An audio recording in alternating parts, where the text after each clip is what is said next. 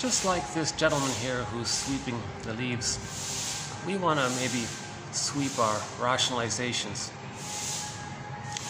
Hello, my name is Marcus. I'm the compiler of a collection of therapy quotes entitled 1001 Windmills of the Mind, a collection of quotes taken from what's often called the psychodynamic or the psychoanalytic perspective, which long ago, as I understand it, was referred to by some as philosophical medicine, because this perspective can help us to sweep away our self-excuses, our old defense mechanisms.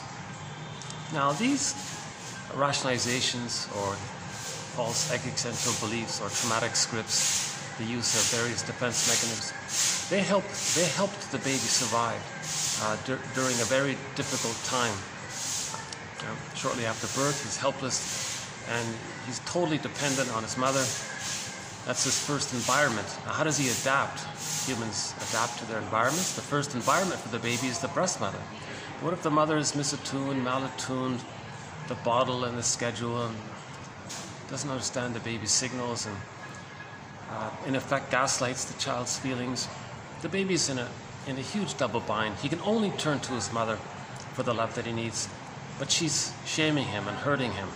How does he adapt to this? What maneuvers of the mind, operations of the mind, mechanisms of the mind, tricks of the mind, which we call defense mechanisms, so the child will adopt these defense mechanisms. If you see me sort of distracted, it's because people are passing by. I'm in a public venue here, and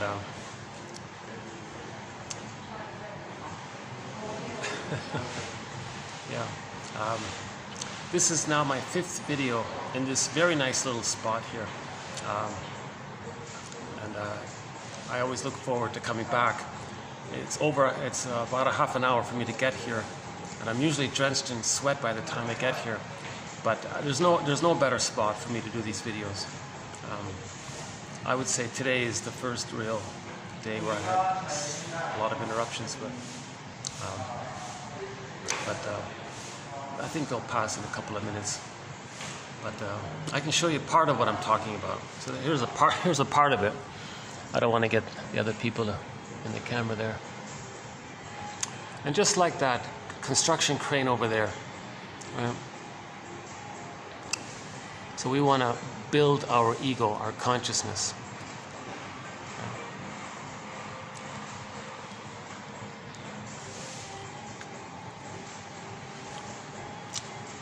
So rationalizations are the self-excuses and the lies we tell ourselves and others to hide the fact that we're using defense mechanisms, that we're engaged in repetition compulsion, in a delusion to change the past, that we're loyal to a frightening mother in the mind by being dysfunctional in order to maintain that loyalty. So these activities, we mask it over with what's called rationalizations. This is not being rational. It's an unfortunate term. It means you want to give the appearance of being rational. So it's fake logic, pseudo logic, convoluted. You're implying things. Sins of omission, lies of omission. You're misleading. The best way to tell a lie is to include a few crumbs of truth in it.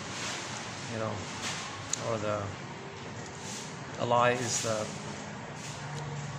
half-truth is the father of many lies, they say. So you want to make it very confusing. One slogan is, if you can't dazzle them with brilliance, baffle them with bull. Right? So you want to confuse yourself. See, if you confuse yourself and others, you don't question it. Now, if you dazzle them with your fancy, high vocabulary and advanced words, and maybe people feel impressed, and you got away with that. So that's the idea. When a person uses rationalization, they want to not let others see and themselves see the real motives behind their behavior. The real motives behind their behavior is to preserve the traumatic script. is to preserve the schema, the deal, the collusion the baby makes with the mother. One book title is called, "Do I Have to Give Up Me to Be Loved by You?" So the baby in effect does that. The baby must bond to his mother, but what if she's painful? How does the baby do it? How does he compromise? Well, he accepts and denies the shame, and then has the belief that he's no good, and then exaggerates the image that the mother is good, and that's the deal he makes. So the baby's understanding is that his feelings, his true self, his needs made the mother anxious. Now the child decided, okay, mother, I need a good relationship with you. If my feelings and needs and who I am bothers you, I'll squelch them. And that becomes a template, like a stencil, like a script, like a schema, a schematic, a working model. And that's stuck there in the timelessness of the frozen. It's frozen in the timelessness of that time. Babies live in a state of timelessness. So there's trauma there that's stuck in that. So the image we've been using so far recently is the woolly mammoth frozen in the block of ice, apparently in Siberia. For the past 30,000 years, there's this more or less preserved woolly mammoth in there. I don't know the full story, but that's sort of an image to convey the idea that when the child is shamed, it's called a strain trauma, emotional trauma, interpersonal trauma, relational trauma, developmental trauma, meaning the mother is misattuned again and again. In the last video, we talked about the metaphor of the earth opening up and then yanks down the innocent lady into the underworld. How that's a metaphor of what happens when the child has to squelch, put into his unconscious, his feelings, his innocence. So I won't redo that part here. In the last video, we discussed it there. Oh, it's got a bag full of leaves.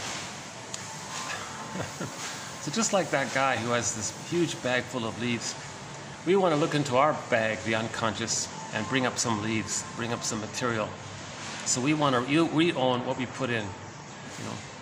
So again, Robert Bly's metaphor, by the age of 5, so much of who we are, our feelings, our vitality, our potential, our true self, the capacities of the true self, aliveness of affect, so much of our potential, knowing our interests, the confidence to make I statements, the ability to know ourselves, that's called differentiation. All of that gets put into this bag. We drag it behind us. We don't really see it, so that's the idea of the shadow.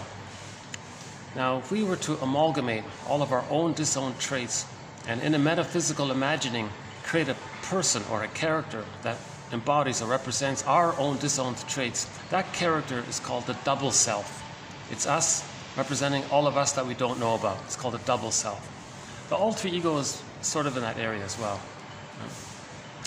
Now the idea is to befriend, so literature is the motif of the double. So you want to befriend this character, because that character is you, and you want to own what you see and reintegrate it. And again, recently we've been using the story of the Phantom of the Opera. The singer went down into the basement. Okay, the basement is just a metaphor for the unconscious. That means she's facing shame. That character in the basement, the guy with the mask, the scary dude with the mask, that's not a character in some external story. That's just a metaphor. It's basically, it's an aspect of her double self. So she wants to, now she befriended the phantom guy in the basement, meaning she accepted aspects of herself, that she was pained and she felt shame and rage, so she accepted the truth. And when she came back into consciousness, after she accepted it, she was a better singer. That's a pretty good metaphor for how we feel more enlivened when we reclaim what we lost in childhood. So Robert Bly says that we spend the rest of our lives trying to get back what we put in. Our golden ball is in there. That's a metaphor for our aliveness of affect, a wide range of affect, needed affect, you know. So if we don't have our feelings, later on, if there's a loss, normally we need our feelings to mourn the loss. But if we don't have access to our feelings because it's deep in that bag, we can't mourn losses. That's complicated grief, aggravated grief, prolonged grief, chronic sorrow, the derailment of the grief process, you know, and it can lead to emotional fatigue, soul loss, burnout, nervous breakdown, etc. You know. In order to have the feelings to mourn, the person needs to forgive the mother so that the person can differentiate away from her. When the baby's loved, he can differentiate. When he's not loved, he's stuck there. That's the trauma, and he's frozen. So being stuck in the tar pit of a negative symbiosis with the mother, or being stuck at a point where the baby needed the symbiosis but didn't get it, or being stuck with some unresolved symbiotic relationship with the mother and is stuck there, that's like frozen. And when something's frozen like that, when we're stuck, arrested development, stunted development, fixation at a certain point, that's a trauma. It's because it's timeless, we're always feeling it. But we have to deny it because it's too painful. Now the psyche seeks healing. There's this innate drive for healing. So now this double self is kind of like our friend in a way. He's going to help in this healing process. So this double self wants to make us conscious. So he's going to get us, our unconscious self, or the secret self, or the second self, or the shadow self, or the double self. It's the one who walks with me, who's not like me, who is me. Someone's living my life and I know nothing about him. Darrow calls it the skeleton, and the opera it's the phantom guy. Whatever character we create, in a way it's trying to help us, because that character, Burglar calls it the puppet master. So the puppet, so let's just say the double self is going to get us to symbolically replay the scene of the crime with the mother in the present, with the fantasy that the person can get a better outcome and change the past, undo the past, and replace the past with a happier present, and transport it, zoom it back to the past and get rid of that old past memory and put in the positive. It can't be done, see? But that's sort of the positive intention, is trying to communicate that it would like to have that done. So the inference is that the trauma is in the timeless state. Number two, that there is trauma. Number three, if the person can see that he's distorting the present, misusing the present, transferring the past in the present, making the present a new edition of the past, called repetition compulsion, that's a mirror for the person to know that there is trauma. You know?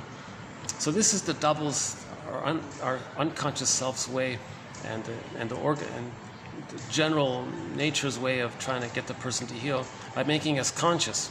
Now remember, that's timeless. There's no verb, there's no words there. So he communicates through his actions by enacting it. He's going to reenact the past in the present to get the person to see what happened in the past. So think about, recently we did that quote about the intense falling in love relationships, the transference love. The person was immensely in a very strong honeymoon phase. Now if the partner responds, there's pleasure there, of course, but it doesn't change what happened in the past. See?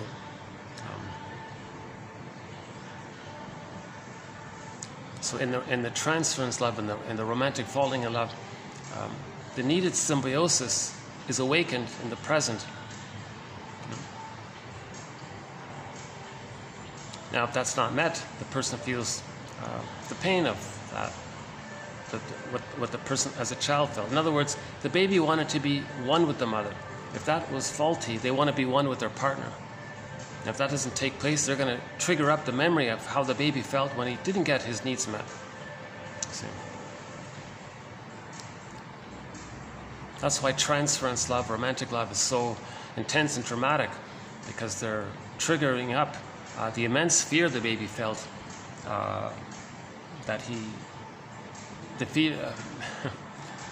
the pleasure is, the honeymoon is, he's one with the mother. That's the Unico Mystica, the oceanic feeling, the bliss, the Garden of Eden, the Wakonda, the manna. It's this the paradise feeling, you know. Love conquers all, that very happy, powerful feeling. So that's one. But if the child doesn't get his needs, no baby can live without their mother. They can't make it without their mother. That's huge persecutory anxiety, massive anxiety, abandonment depression, the furies, the screen painting by the Edward Munch guy. And, you know, so that's why there's a lot of dramaticality in romantic love. It's heaven and there's all this painful feelings. And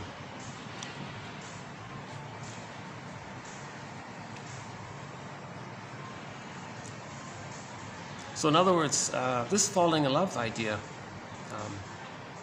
part of it is in reference to getting the love that we needed. So there's a difference between transference love, they're saying, and just general, regular, authentic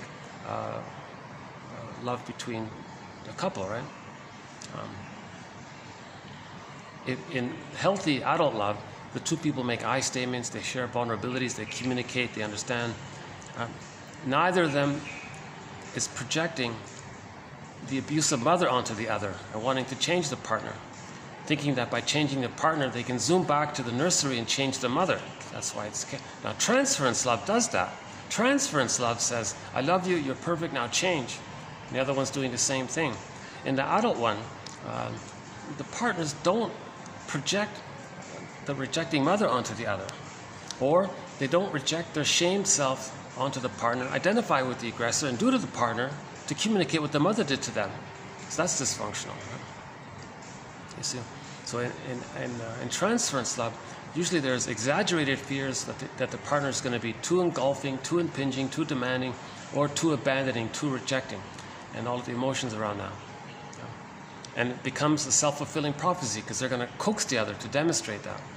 And partners are always going to fail because no person in the present can be the breast mother. Now in regular love, because they don't operate with these unconscious fantasies onto the other, they're both sort of safer with each other. So there isn't that reactivity with each other. There's just a normal, calm kind of communication taking place. And they're usually playing and doing creative, fun things together. So those marriages become like fine wine. And if there is a misunderstanding, they can make I statements, and then they really become closer. So on how to make an I statement, TQ 2360 is one of them. In reference to that, look up TQ 2370. So those would be two good quotes to follow up on if you're interested in this point here. But let's go back to today's quotes here. Oh, I got locked out here. Hold on a sec. Let me get... for some reason, I'm still struggling with this old laptop.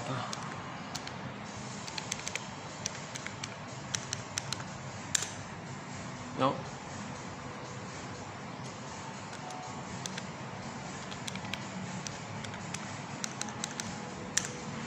Okay, so these are today's quotes. Well, while I can, why don't I just show you this nice little venue. Let me show you why I love this spot here. Oh my God. I'm right in the middle of a very busy downtown section of the city. And right in this little hotel around this time. See, this is sort of usually it's a dinner spot. It's not really used for lunch. Yeah, it's closed for lunch. Anyways, I'm just so thrilled to have this little venue here. So I'll keep coming here as long as I can. Sweat or no sweat, I'm gonna get here.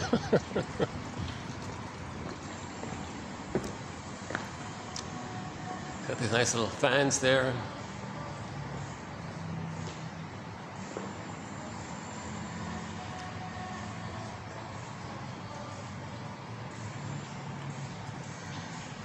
We've done some, I feel like we've done some excellent videos in the past 3 months here.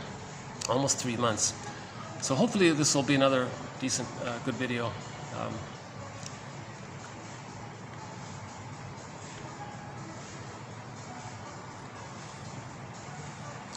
I did some really great videos between May and August, and I was getting a lot of views. Wow, 20 views, 30 views, 36 views, close to getting to 40 views. And I thought, okay, I was in a rhythm there. I was speaking in a confident way. I was on the shoreline, I was outside, I had birds flying around. It was a nice setup. Those videos, 17 of them, I don't know how it happened, but they're not on my channel. They've been deleted or something. I've written to YouTube and no reply. So I'm trying to get back some of that momentum I had in the summer, and I feel like we're starting to do it. We've added some excellent new quotes to our collection. Okay, so our collection has roughly 5,000 therapy quotes. Almost half of them represent the best of the best, and each of them have been given a TQ designation. So I believe these quotes are in the spirit of making the unconscious conscious overall, so that's why I'm calling them therapy quotes. Now the other half of the quotes are strong quotes, and I feel like, well, they're sort of in the honorable mention category. Now they're included in our topics, so when we have a thread on a certain topic, for example, repetition compulsion, right? All of the quotes in that topic will be in it. So half are TQ quotes, half sort of supplemented or complemented.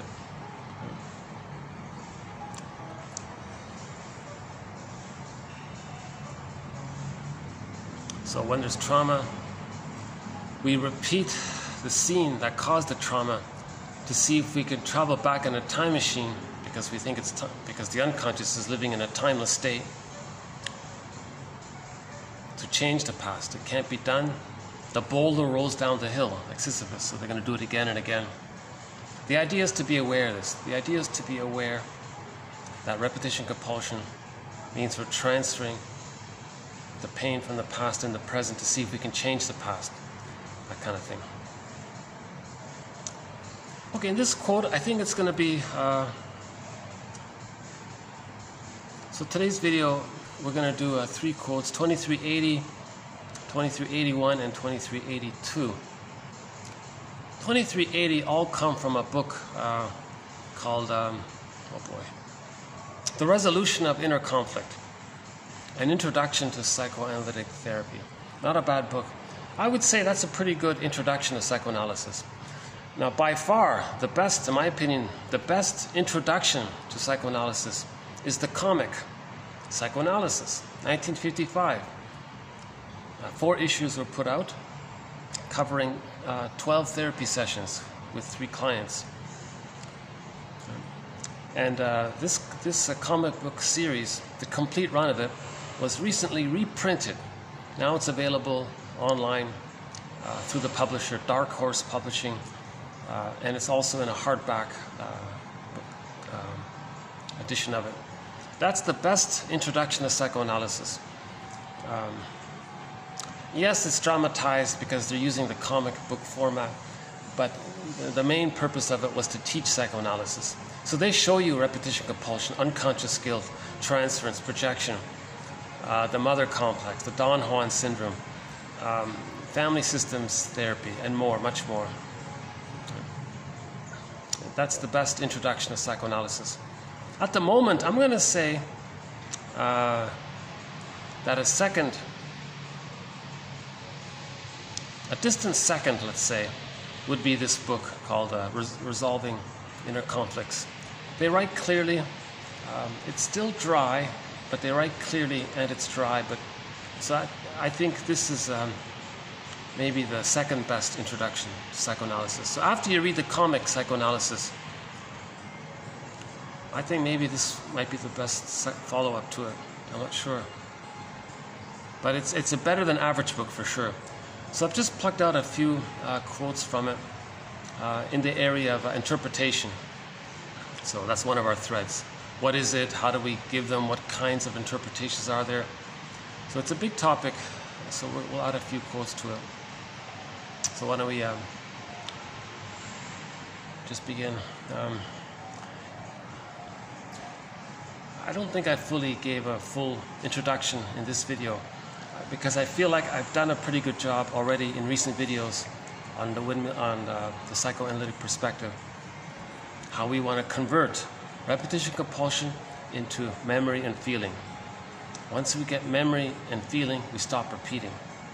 We're repeating the past and the present, misusing the present to repeat the past because we're searching for memory and feeling. I feel, therefore I am. Memory and feeling leads to a differentiation and identity. So we're looking for that.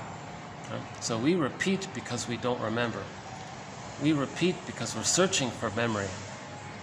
When we find memory and feeling, we stop repeating.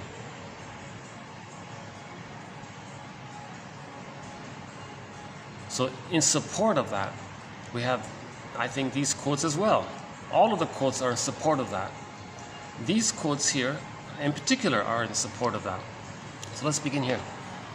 The client's lifelong repetition of the original conflict and resolution of the conflict is expressed in the therapy as transference. The therapist and the client do not have to reconstruct the client's past.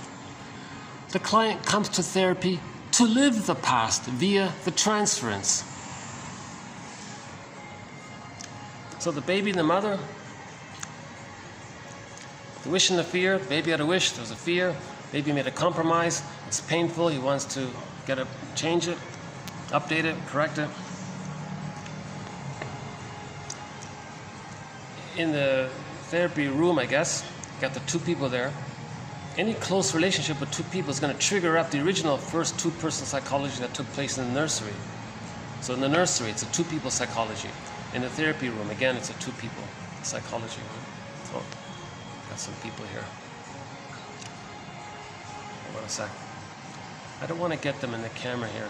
So let me, why don't I just show you the fans here. Just give me a minute here. Yeah, today it's busy here, this part.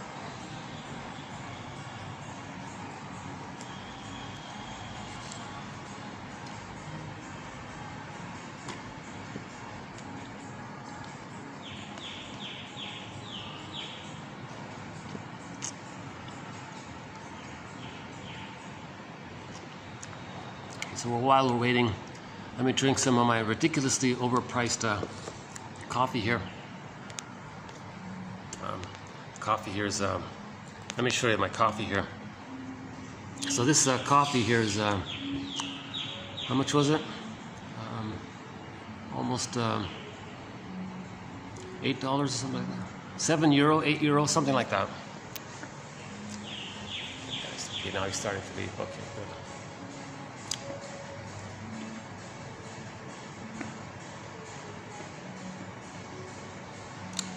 Yeah, it's understandable if people find this spot that they're going to want to come here again.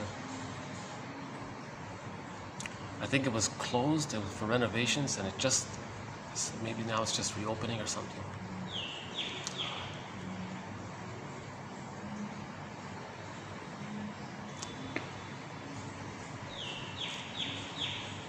I do have a backup venue for future videos. I did 2 videos in a little outdoor coffee shop, so I might go there as well. Okay.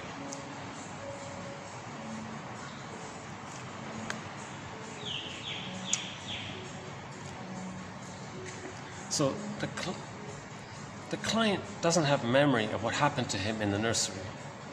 When he's in the room with the other person, he doesn't have memory for it. He has amnesic memory. It's there in his implicit memory system. He has unconscious memory. In yesterday's video, it's called amnesic memory. He has amnesic memory.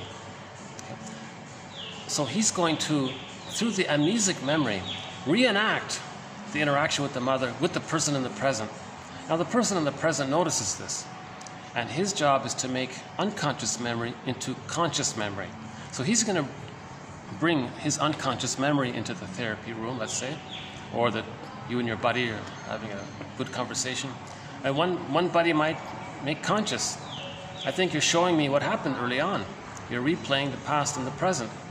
You are reenacting something that happened between you and your parents. That's one of our quotes here. So a friend might say to their friend, I think you might be reenacting something that happened between you and maybe your mother, let's say, or one of your parents. Usually it's the mother, first primary caretaker. So we reenact it. So he's showing his childhood past by reliving it in the present. He doesn't have to discover it. He just brings it there and acts it out. And that's the therapist says, through your behavior, you're showing me what your childhood was like. Now, sometimes what they do is the client will, again, my disclaimer, I'm not a therapist. I'm only the compiler of the quotes. I'm just basing this on what I read. So he might see his shame self onto the therapist. The client identifies with the aggressor. Now, he wants to communicate what his mother did to him.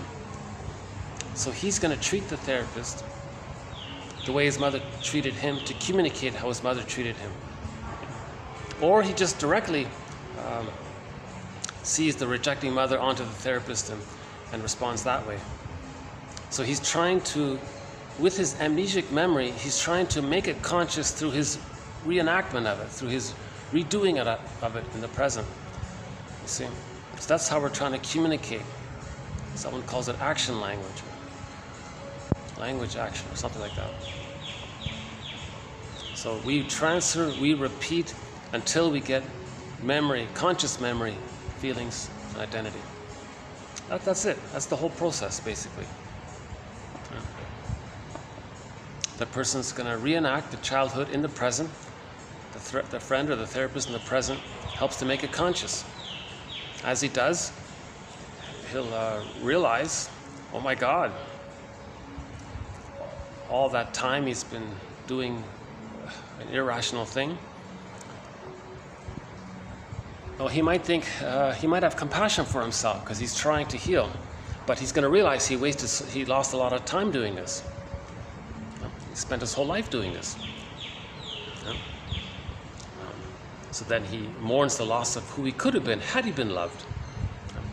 Now, part of the mourning process is to realize that our parents didn't know it all.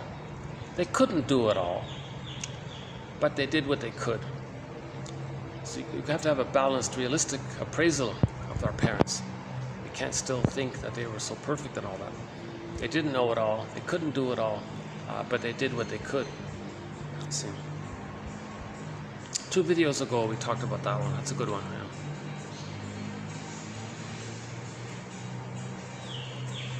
Okay, sort of a respected name in psychoanalysis, a guy named Fenichel wrote that, first, what is to be interpreted is isolated from the experiencing part of the ego. Second, clients' attention is drawn to their own activity. They themselves have been bringing about what they believed they were experiencing passively. Okay, so they're creating the dysfunction. Third, they learned that they have motives for this activity that previously they didn't know about. So that's called psychic determinism or unconscious motivation. Fourth, clients come to see that at some other point they too harbor something similar or something that is associatively connected, because if they've done it again and again. Okay, and fifth, with the help of these observations, they become able to produce less distorted derivatives, and gradually by this means the origin of their symptomatic mental symptoms, emotional symptoms, their symptomatic behavior becomes clear. When, as a result of the undoing of repression, clients become aware of the original unconscious conflict, and when, as a result of this enlarged awareness, they are no longer dominated by the repetition compulsions, then clients experience a welcome sense of freedom. They no longer have to act as they did before. They are no longer compelled to repeat the same self-defeating behaviors.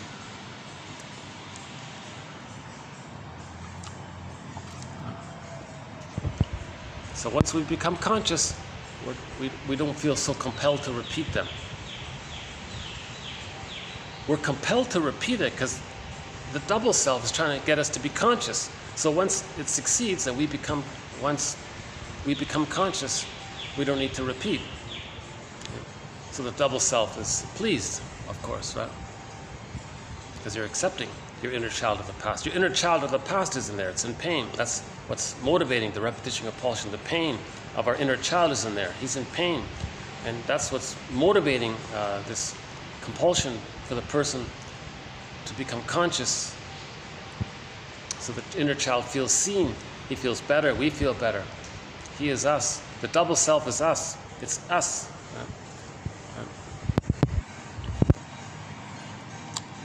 The therapist should interpret the transference as resistance, the transference as current wish, the transference as a repetition of an infantile-object relationship. Okay, now this all relates to where do these intense longings come from?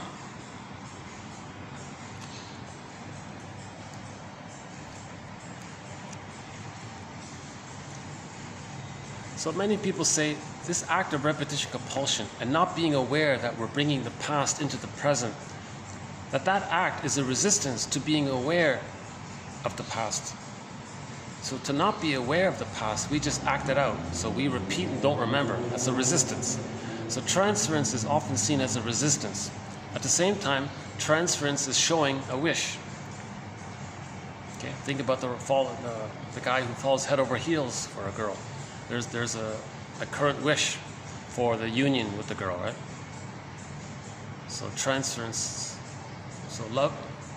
transference love represents the wish to get the childhood needs met. And transference is a repetition of an infantile object relationship.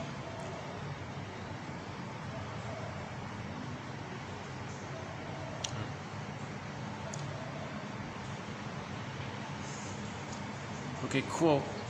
So the next part here are some examples of interpretations. Partial. Okay, quote. You're finding it necessary to protect yourself from free association because you expect it would be terribly painful to have both of us know just how you feel and what you want. So the basic rule is a so-called free association. Say what comes to mind. Important contents come up when we do that. Grief is healed when it's witnessed by a caring other. The therapist or your friend is the caring other.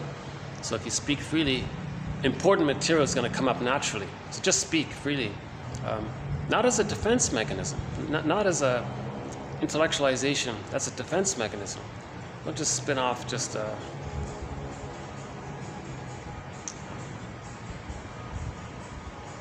you can avoid it. Like you can give the appearance of free associating if you're making all these intellectual little ideas. Oh, what about it? No, you free associate from your heart. You're connected to yourself as you free associate. So that important material comes up. So the person said, nothing comes to mind. I don't know what to say. Okay, so that's resistance. So the therapist said, you are finding it necessary to protect yourself. That's resistance, right?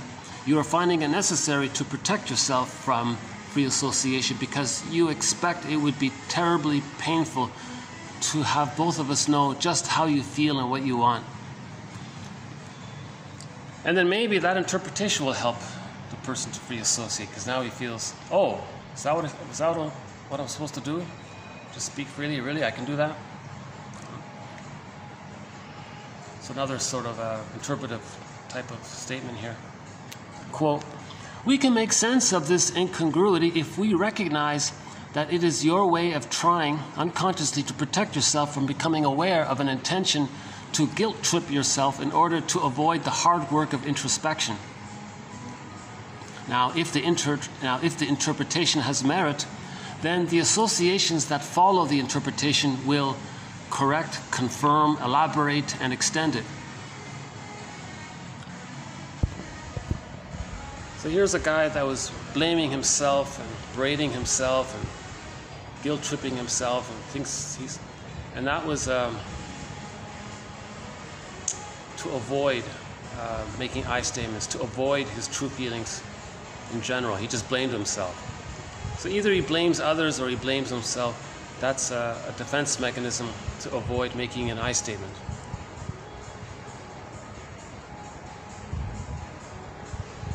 Now, a person doing the self-defeating behavior like this is protecting the mother. The original template or schema or script is dysfunction equals protecting mother. The baby sacrificed his true self. Now, it's going to be dysfunctional to live his life always avoiding himself. The manic defense, greed, prejudice, all these other distorted things. Now he's doing all these things to protect the mother, because that was the deal he made with the attachment. So for more on that, TQ 21, 92 and 93 by Morton Keysan. Dysfunction equals protecting the mother. Dysfunction equals trying to fix the mother, save the mother, heal the mother, please the mother, placate the mother. Dysfunction is trying to please the mother with the fantasy that maybe if the mother is pleased, maybe she'll change her ways and provide the love the person needs for them to leave her and know themselves. Again, the baby's one with the mother. If he feels safe and loved, he can differentiate and know himself. If he doesn't get that love, he's stuck there. Now, as he's stuck there, he's waiting for the mother. Now it's the mother in the mind to change her ways. So he's always got to be loyal to her. The stencil says the way to be loyal to her is to sacrifice your feelings and bond with her in a negative way. And dysfunction is the way to do that.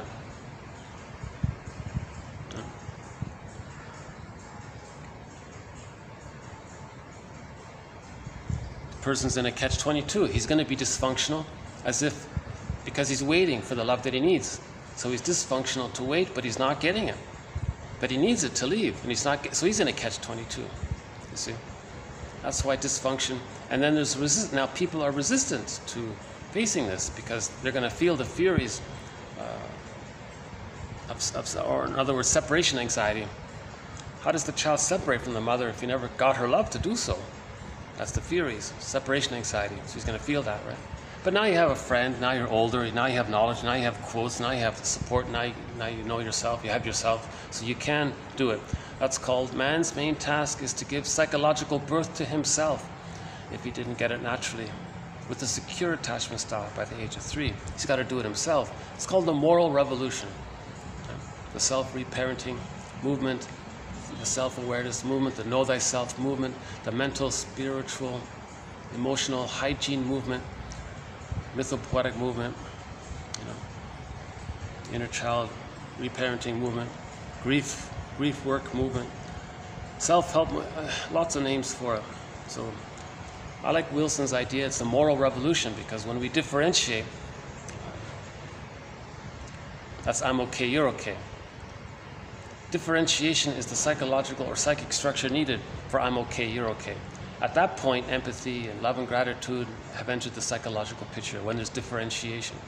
If differentiation doesn't take place, they're still in battle with the mother in the mind, acting like her, seeing her onto others, imitating her, being a caricature of her, trying to show her up, protecting her. He's still in this dysfunctional battle. So greed, envy is going to come from there, etc. Schadenfreude is going to come from there. Protecting the infantile megalomania is going to come from there. So they're still in that infantile dynamic. It's taking place. So we have to forgive the mother, mourn the loss, accept the truth. The truth will upset you free. A very good quote by one comedian. The truth will upset you free. You see?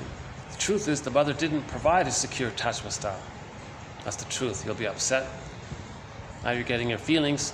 Once you get your feelings, you're getting your identity. Now you can differentiate. Now you're free. So that's what he said here. This one here about feeling free. Where was it again?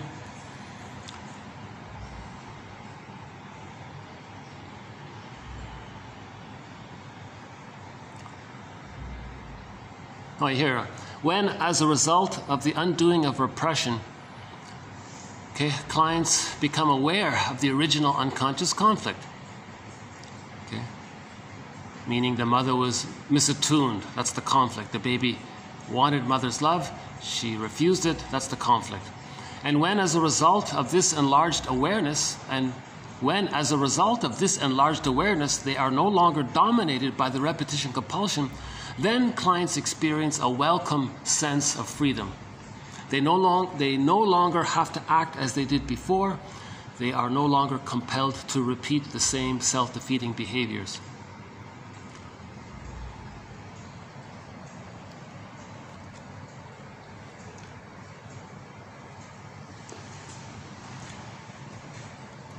If the interpretation has merit, the person's going to correct it, confirm it, elaborate on it, extend it. There's going to be some follow-up work. Work is going to take place afterwards. So there's a lot of talk about how the therapist has to do it at the right time, and he's got to first interpret the resistance. The rule is defense before content.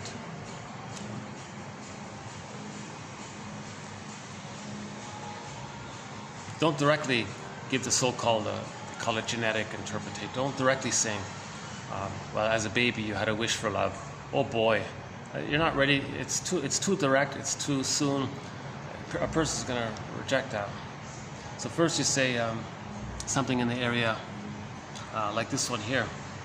You're finding it necessary to protect yourself from talking because you expect it would be painful to have both of us know just how you feel and what you want. So he didn't say what he feels, what he wants.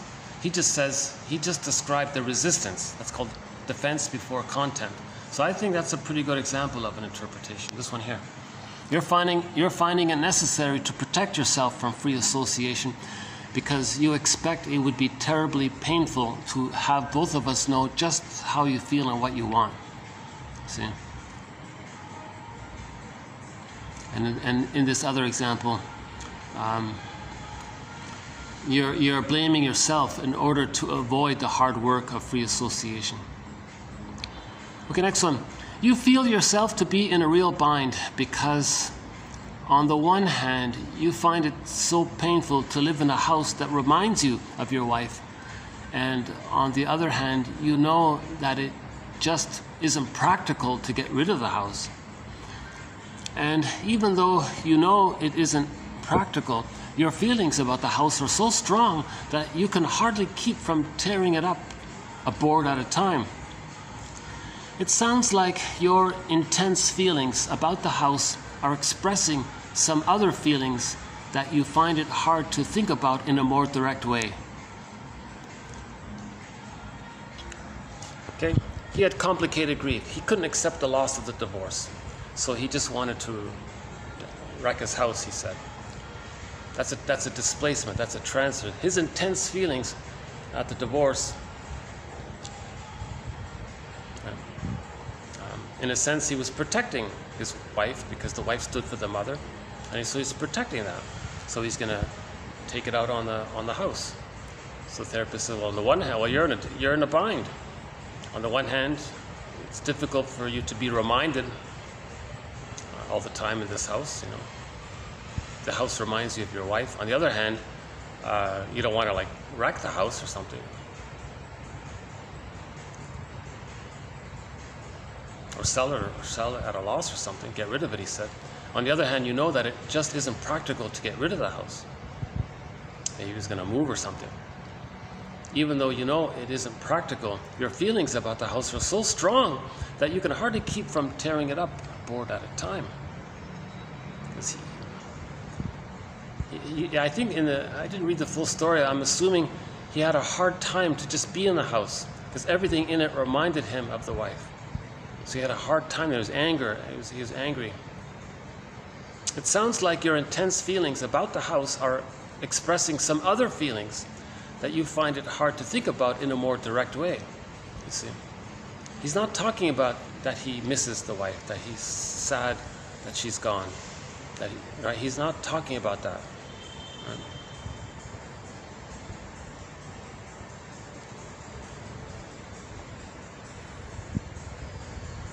So he can't do it because he doesn't have differentiation. Complicated grief means he doesn't have differentiation. He's too fused. In the template, other and self are one. So with the loss of the other, he looks at the template. To acknowledge the loss of the other, it would feel like losing yourself. Again, the baby's representation of himself is blurred, is undifferentiated with the representation of the other. It's stage of fusion, stage of symbiosis, and he's stuck there in the template. So if there's a loss at midlife, at divorce, he looks at the template, says he can't admit the loss of his divorce, because in the template, other equals mother, mother and him are blurred, they're one. So admitting the present loss, you look back at the reference point, he can't do it because it would feel like he's losing himself. So that anger, he's going to displace onto the house, right? Or he'll quit his job or do some drastic thing to distract himself or something, right? These kinds of things. So that's not a bad, not too bad a quote. Okay, next one here. Quote, so we see that you have been telling us that you respond angrily in situations in which you are frightened of your affectionate feelings in order to protect yourself by denying that you have affectionate feelings. Well, that's BS. Exactly. Precisely. So this was a juvenile delinquent, I remember. He was an angry teenager. And he could never express any vulnerability, any sense of sensitivity. Right? He was impulsively angry all the time. That's why he's in therapy, right? And he would explain that, right? So finally the therapist says, so we can see that you have been telling us that you respond angrily in situations in which you are frightened of your vulnerable feelings, right? In order to protect yourself by denying that you have these vulnerable feelings. That's BS, he shouted. Precisely. Because his reaction just demonstrated it. See, his reaction just demonstrated what he was talking about. Anything emotional, you get angry. So he says something that might be a little emotional, and he got angry. Another one here.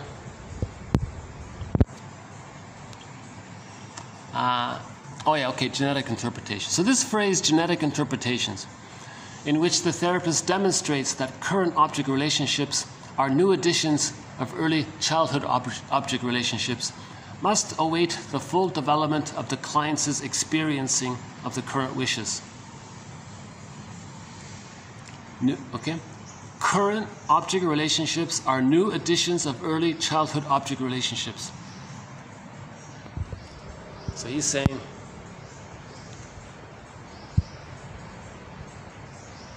the timing's got to be right to say something like that. Oh yeah, another angry teenager. Oh, yeah, there were two of them. Yeah, here's the other angry teenager. It turned out when the client considered the meaning of his tardiness, that the consistent lateness indeed had a meaning.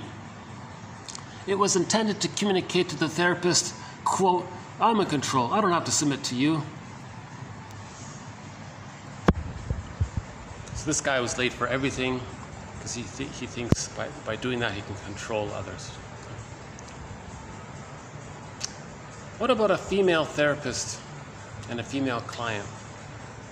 And what if the female client goes on a rant against men, and the female therapist, maybe she might feel tempted to share in on that, but she shouldn't, obviously.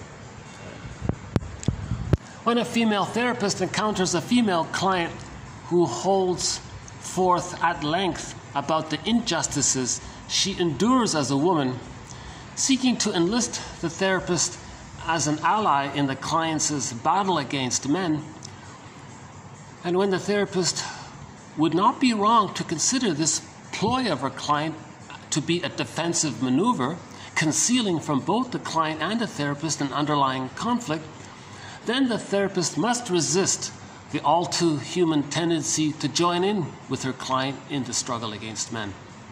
The therapist's own unresolved feelings about the injustices that society has imposed on women may make it difficult for her to resist the client's provocation.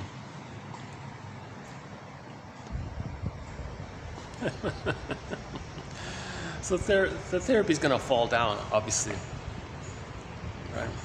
If the female therapist says, you're right, these guys, they're all, it's not going to work, right?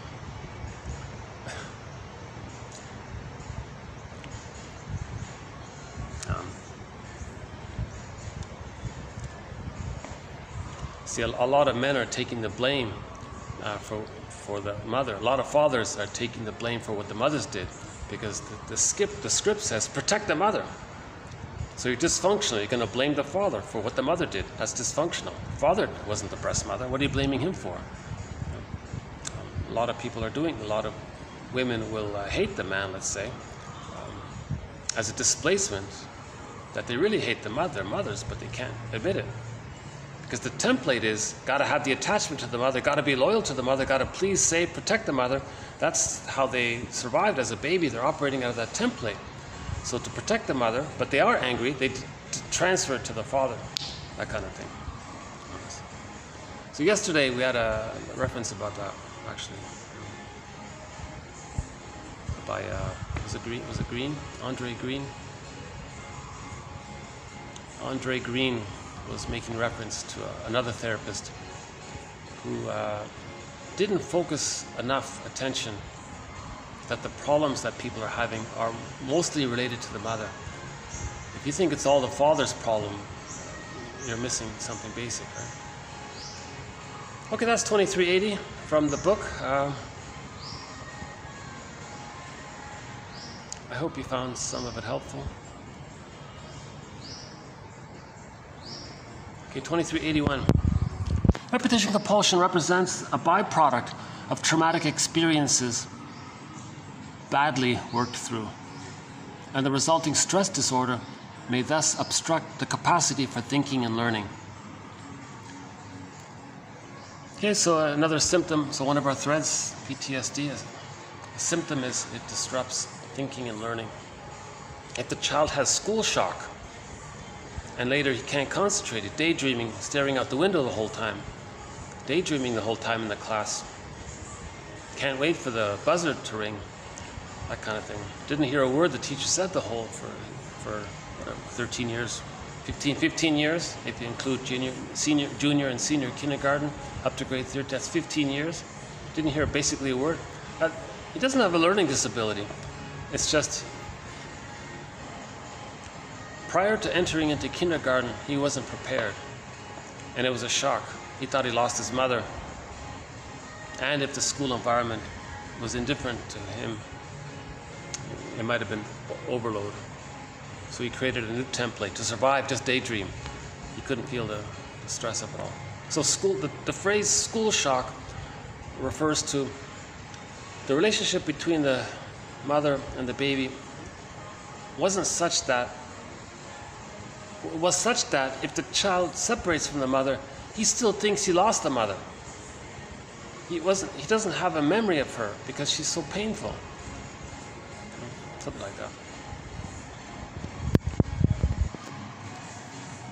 The importance of acting as a container for the client's projections and tolerating them, and by putting those projections into words, I see this process as becoming a psychic translator.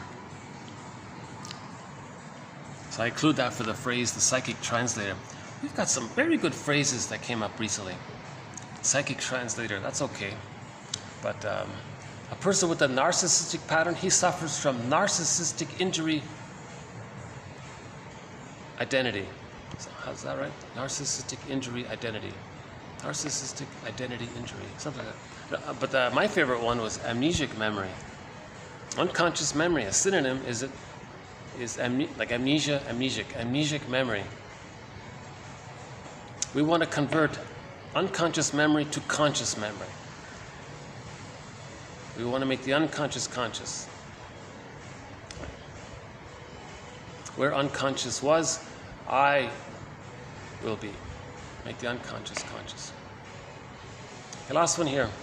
Humpty Dumpty. Perhaps the Humpty rhyme is a story, an abbreviated myth to tell us that we cannot go home again.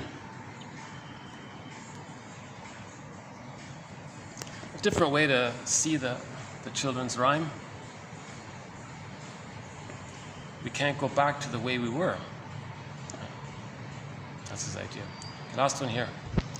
But just as in space exploration, it is clear we are but a speck in a vast, ever-expanding universe which continues to be created as we live out our own lives within it. So, within our inner worlds, we are also creating other existences and universes. Yeah? So as we reclaim what we lost, we're creating a new us, a new self, creating a new existence. We're looking for the I, ontological self, psychological self. So due to space limitations, so that's all I could fit in for this stretch here. But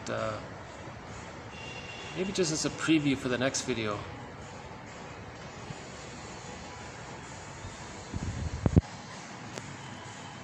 Hold on a sec.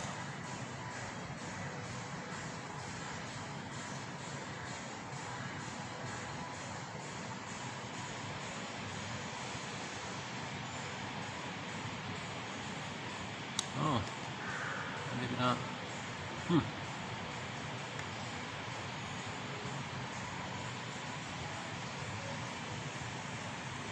Oh yeah, okay, here. Okay, let's treatment aims to undo the chronic reliance on defenses against core emotional experiencing, thereby restoring the client's natural healing and self-reparative tendencies.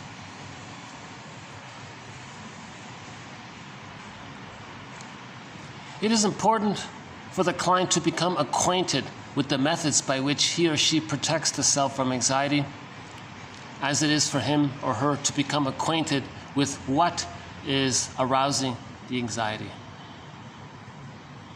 The repetition compulsion requires the client to continue to protect infantile modes of perception, experience, and behavior. One reason for maintaining a consistent and explicitly agreed upon structure in the therapy is to provide a neutral background against which resistance motivated actions of the client could be clearly seen. Transference is an unconsciously determined reaction of the client to the therapist, stemming from the client's previous experiences of relating to other persons that is inappropriate to the way in which the therapist has dealt with him or her. Through transference viewed objectively, though transference viewed objectively is inappropriate, the client experiences it as real, current, and justified by the situation. That's a powerful line right there. Although transference, is inappropriate, the client thinks it's real. You see? That's the power of the unconscious, to think, to recreate the past and the present. You see? That's how powerful it is. The client thinks it's real, current, justified. Because he's desperately trying to recreate the past and the present. That's why he thinks it's real, current, and justified, because he wants to replay the past and the present to change the past, because the past was so painful. So he's determined to make himself believe that the thing in the present represents his past. You see? That's a key one there. So we'll redo that one there tomorrow. The client's way of relating to others and demands for love are, however, largely unconscious. They are precisely what he or she needs to understand to overcome neurotic difficulties, and is terrified of finding it out.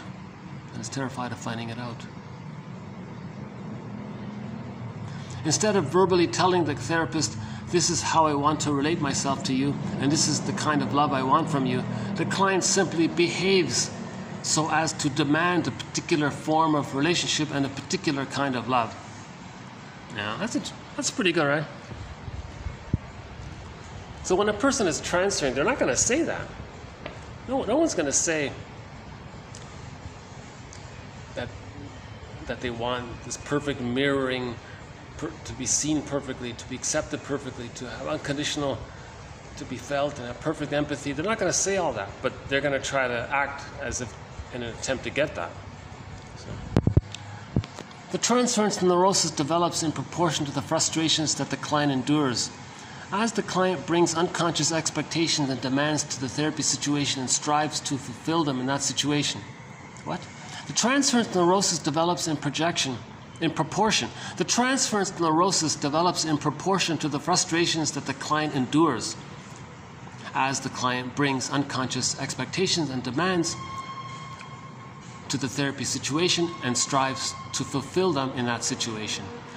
As the therapist refuses to comply with these expectations or to fulfill these demands, the childish demands are gradually expressed in a more and more direct way until they are clear for all to see and at last yield to interpretations by the therapist. See, if the therapist colludes, he's not going to see it. He's going to stay unconscious. But if he doesn't collude, meaning act like the parent. So the client says, I want a good parent. You're going to be the good parent. He's going to collude. Okay, I'll be the good parent. Nothing changes. He says, no, that's not my job to be the parent. My job is to help you make the unconscious conscious. But he's going to insist that the therapist become the good parent. If he's not, he'll become more demanding about it. Now he can make an interpretation. Now you're showing us what happened in childhood. You had a demand for mother's love and it didn't take place. So I'm here to make you aware of this, not be the parent. I'm the guy helping you to be enlightened. Transference is an archaic repetition in the present of a previously experienced relationship. Well, that's pretty good. Transference is an archaic repetition in the present of a previously experienced relationship. From a therapeutic standpoint, it is most usefully thought of as unconscious fantasy being enacted on the stage of the current therapeutic relationship. That's not bad. Interpretation is the naming of a wish-defense complex in any of its aspects or layers, so named because it gives meaning to events that previously had no meaning. A construction attempts to answer the question in the therapist's mind, what kind of prototypical experiences in the client's psychic life could have led to the unconscious dynamic I have just interpreted or witnessed? The client comes to recognize the impact of the neurotic conflict in many areas of his or her life and in relationships with people. He or she becomes increasingly familiar with this unconscious conflict as a theme that has significantly influenced much of their behavior, becoming gradually less afraid of acknowledging the wishes and feelings connected with the conflict. Quote, maybe you need to believe that this situation is formal because you're fighting to keep in check your wishes for a more deeper involvement with me.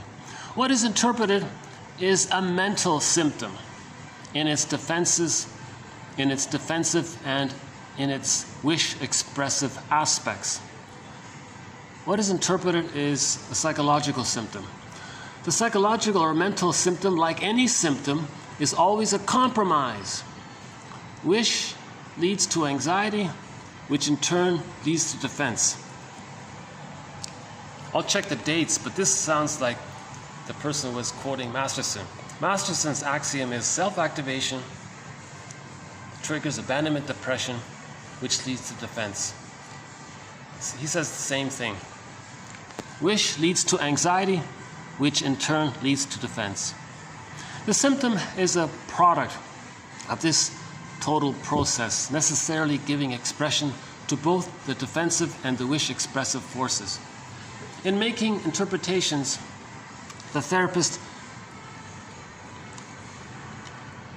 does best to deal first with the defensive side of the conflict.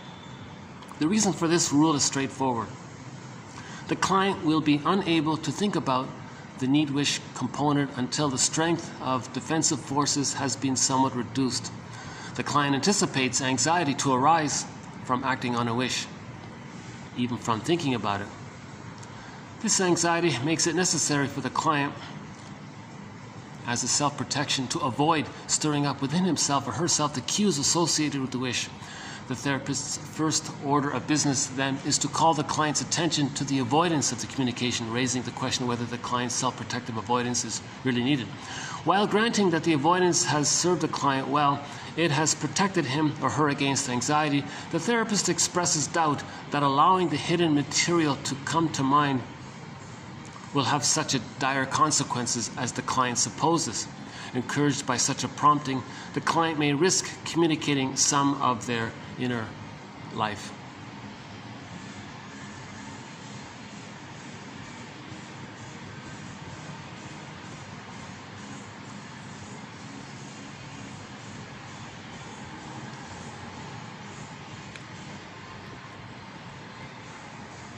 Okay, we'll have a couple of more as well. Hamilton. Oh yeah, Hamilton. Yeah, the one from yesterday, the last video. That was an interesting video. That was probably one of my most emotional videos, that one there. So today is sort of on a neutral-ish, more back to basics kind of thing. So today was sort of a back to basics kind of video. It's dry, but it's clear. This book called Resolving Inner Conflict, An Introduction to Psychoanalytic Therapy. It's very dry, but it's clear. Just stick with it. I was bored when I started to read it. I brushed it off. Then, oh, wait a minute. Be patient, Marcus. Keep reading. Oh, okay, yeah. It's decent. It's clear. That's okay.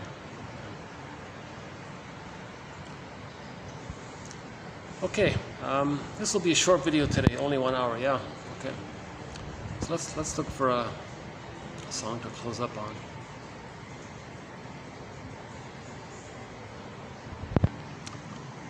Okay, let's see if we can pick a song we haven't played in a while here. Hold on a sec.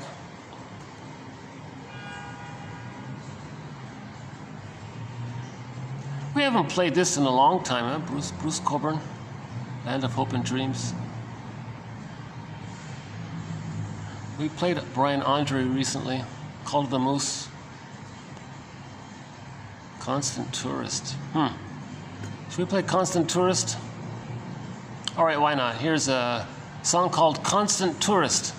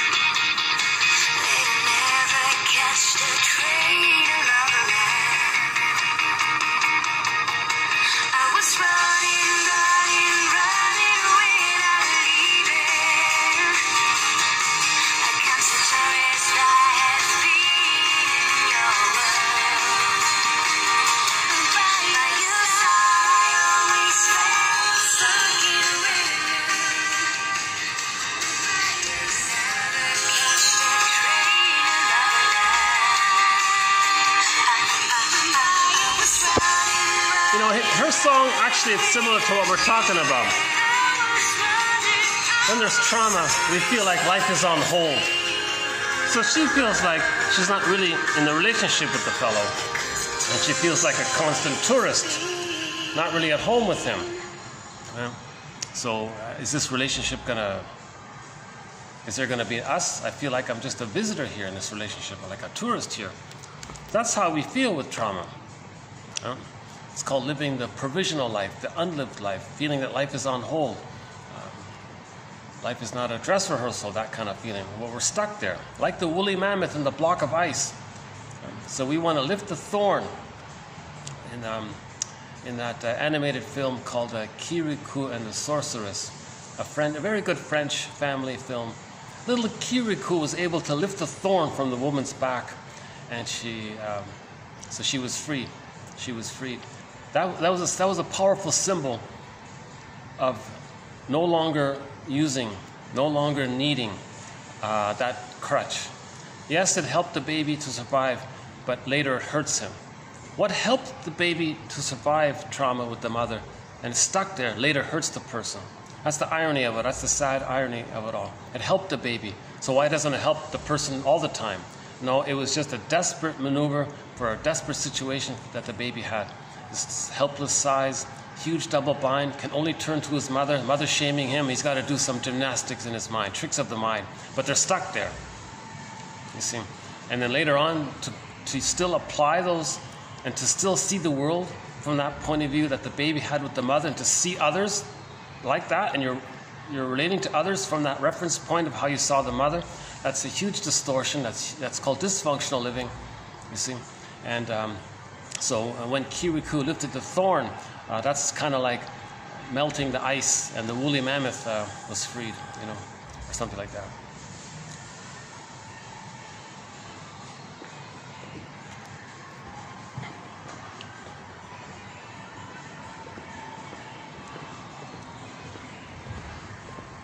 I guess I'm having a bit of an off day today. I don't really feel in full form here. May I refer you to any one of the earlier videos? I think there was a little more enthusiasm on my part. Maybe I'm just a little...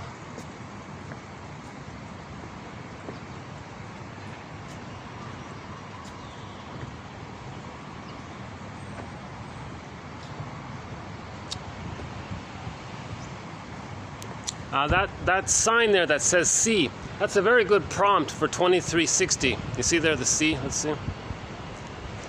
SEA. So use that C as an acronym. Okay, so in front of it put of, OF, and afterwards put if. Okay, so that's an acronym on how to make an I statement. OF, SEA, and then the if. So 2360 for that. That's a very good one. It's called the Unilateral Repair Statement from the book From Triggered to Tranquility by Susan Campbell. I think that's a very good rendition of the I statement. Right? So O, F, S, E, A, if. So the O is the trigger, the observation. The O stands for observation. So, okay, observation. So how about in my case? Let me think. Was I triggered today or something? Let's think.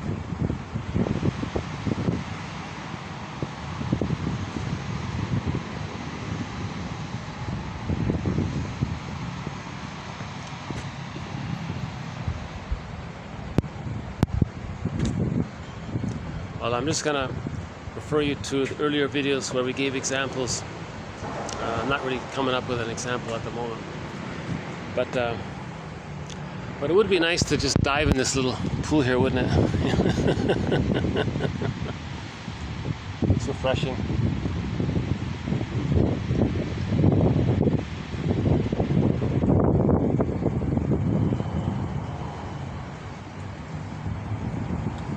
Massive hotel complex, got 2 towers.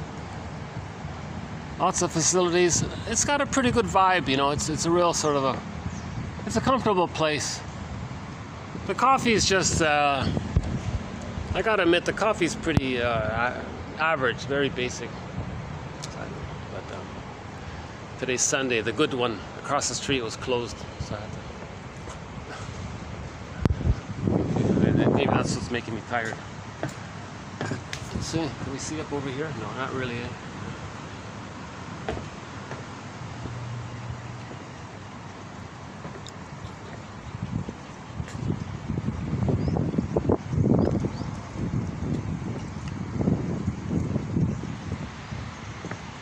I've never walked down this part here. Should we take a look down here?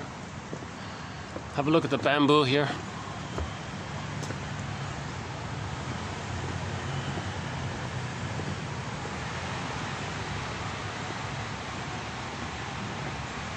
You know, apparently if you take these leaves and put it in water, it's very delicious. I once had a bamboo water, it was great. Unfortunately, can't find it again. Yeah.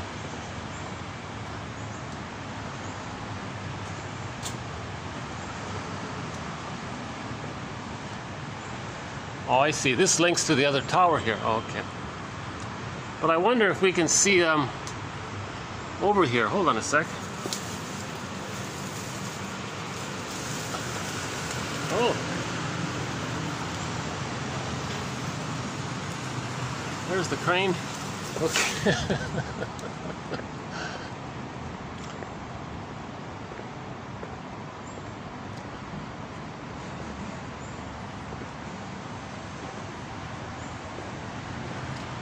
So transference is the replay of something archaic from childhood into the present, and we're not aware of it, right?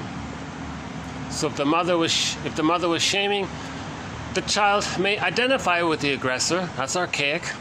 Sees his unloved self onto others, his shamed self onto others, and then shames others to communicate that his mother shamed him. This is archaic. This is very sort of raw like that. Oh, I got some people here.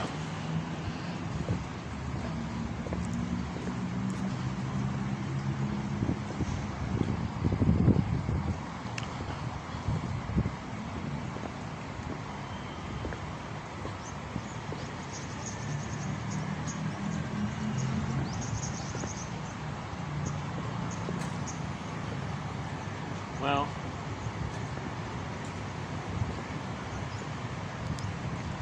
people are starting to enter into this area, so maybe I'll just close it up here for today. So thanks very much. This has been 2380 to 2382.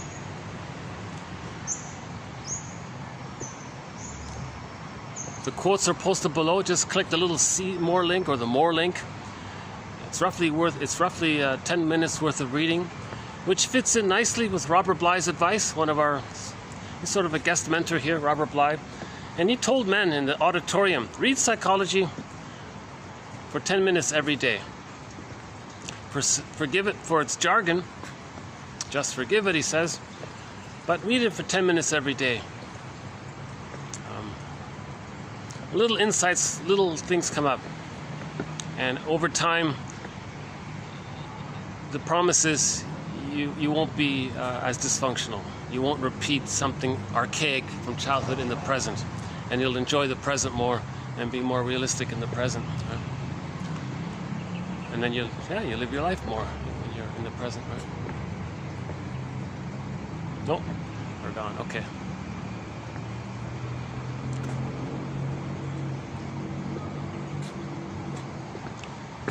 Well, that'd be a good acronym.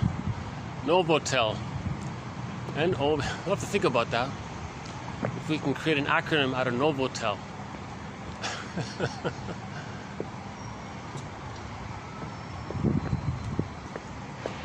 That'd be a fun competition.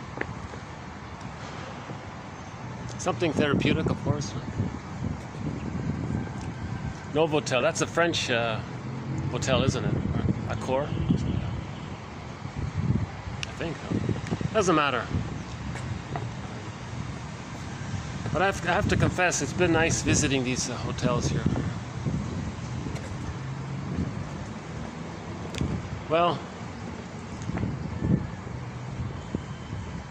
should we do one more song? Why not? Why don't we do one more song? Hold on a sec. Let me reboot the computer here. Yeah, that's not a bad song, right? Constant Tourist by Jail or Lunik. I forgot which one.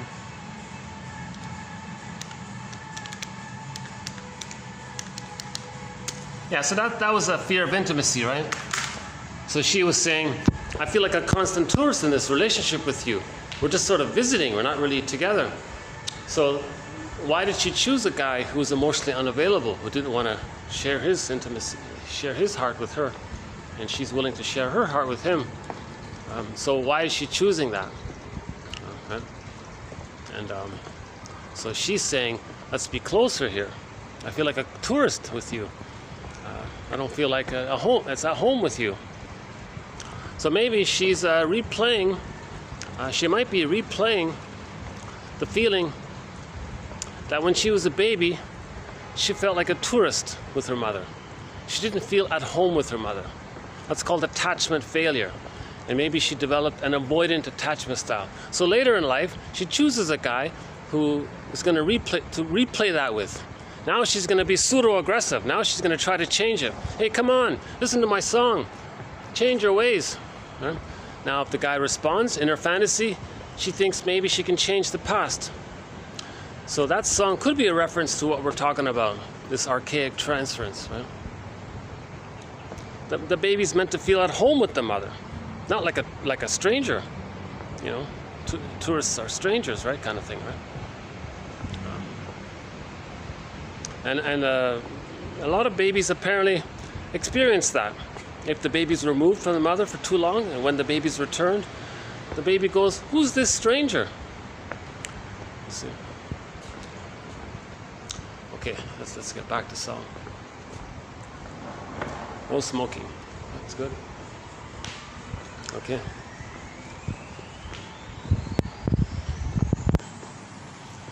Okay, what other song haven't we played in a while?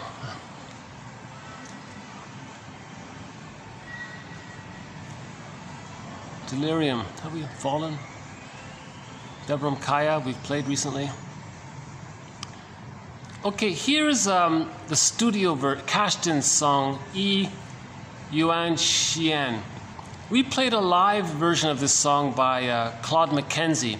Here's the original studio, also sung by Claude McKenzie when he was a member of the band Kashtan. Yeah, why don't we play? Here's a good song.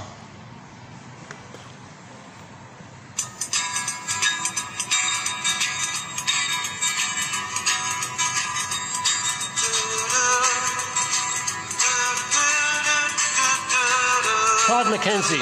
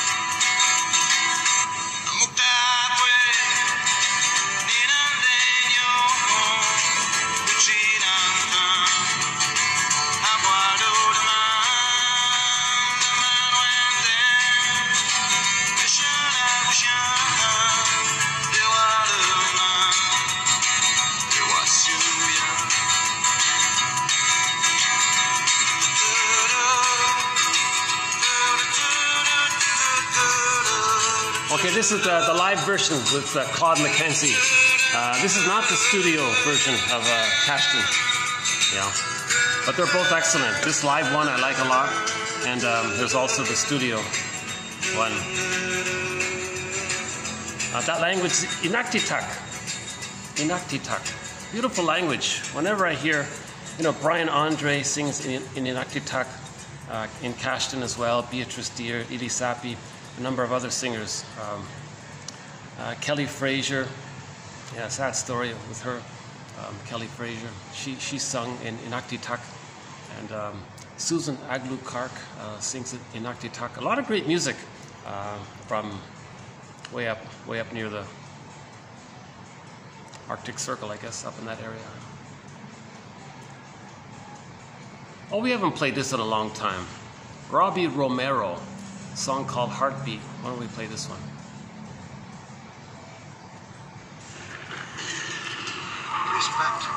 Respect for the earth. Respect for the earth. Respect for the water. Respect for the Creator.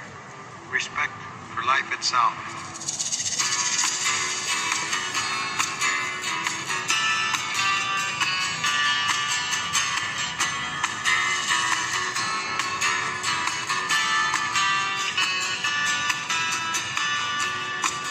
As the purple sunset fades, are we really here alone? On the main street of the world,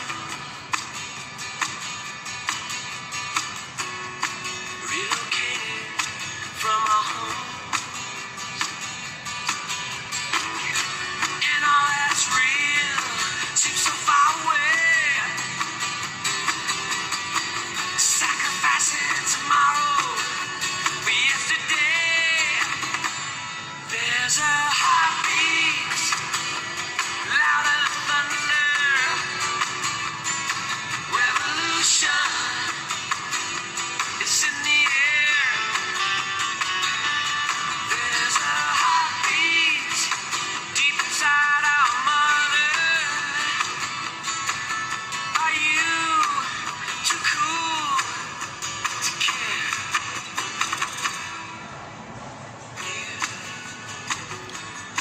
Once so clever, never speak too soon. You, one who knows better to be sliding in and out of the room.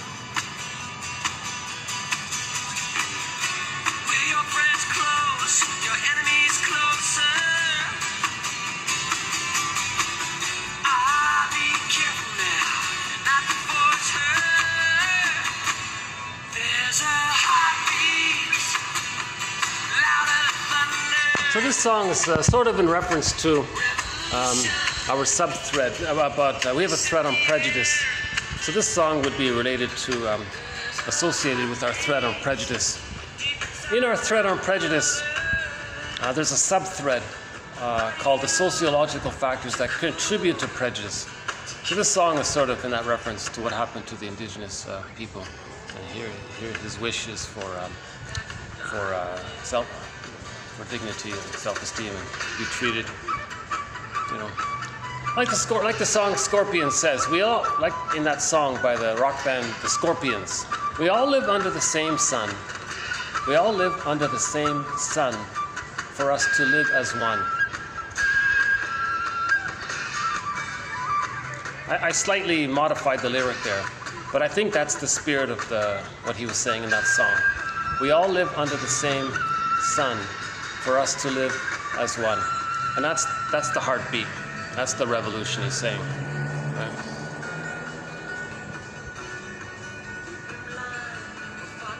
We've been, for far too long, ignorant for way too long. Now we're becoming conscious, right?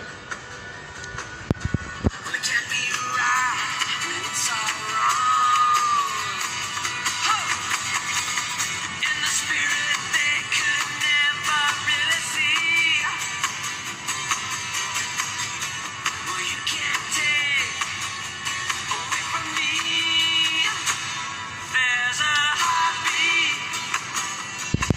Yeah, very good music video. You can see him and his friend there standing on the top of the mountain in the wind. They look pretty cool. That's a great music video for this song.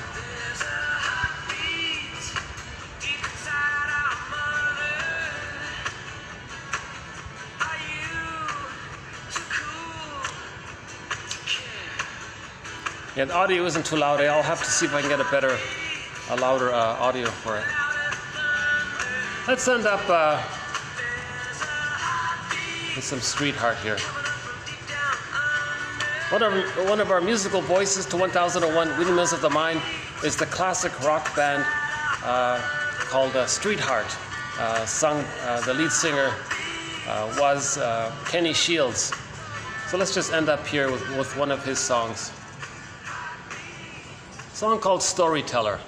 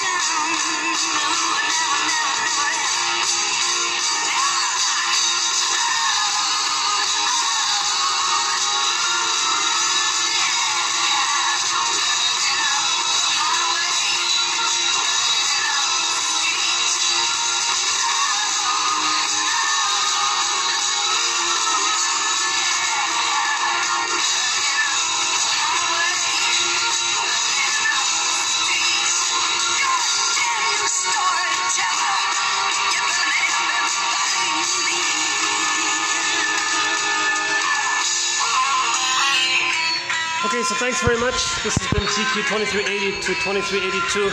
We'll add more quotes to our various threads. Thanks very much. I'll see you next time. Bye for now.